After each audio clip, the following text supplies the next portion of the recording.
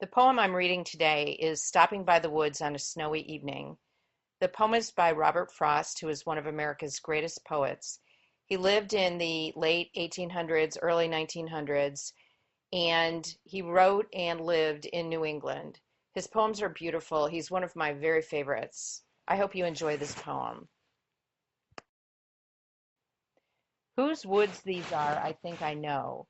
His house is in the village, though. He will not see me stopping here to watch his woods fill up with snow.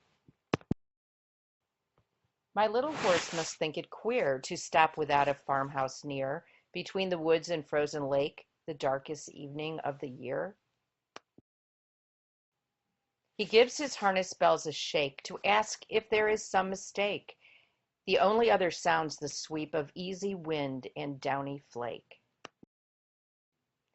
The woods are lovely, dark and deep, but I have promises to keep, and miles to go before I sleep, and miles to go before I sleep. So as you listen to this, do you think it is just a lovely poem about the beauty of the woods on a snowy evening? Or is there a deeper meaning? The poem can be read just for its beauty and the lyrical sound of its words, but it is often interpreted as indicating that the author would like to just travel onwards and avoid responsibilities. He likes being on a sled on a snowy evening, and he indicates that the woods are dark and deep, which seems to say that he would like to go further into them.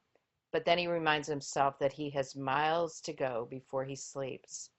Another interpretation of this poem is that it means he is a young man who is tired, but that he has many things to accomplish in his life before he succumbs to a long sleep, in other words, his own death. However you want to interpret it, it's a beautiful poem.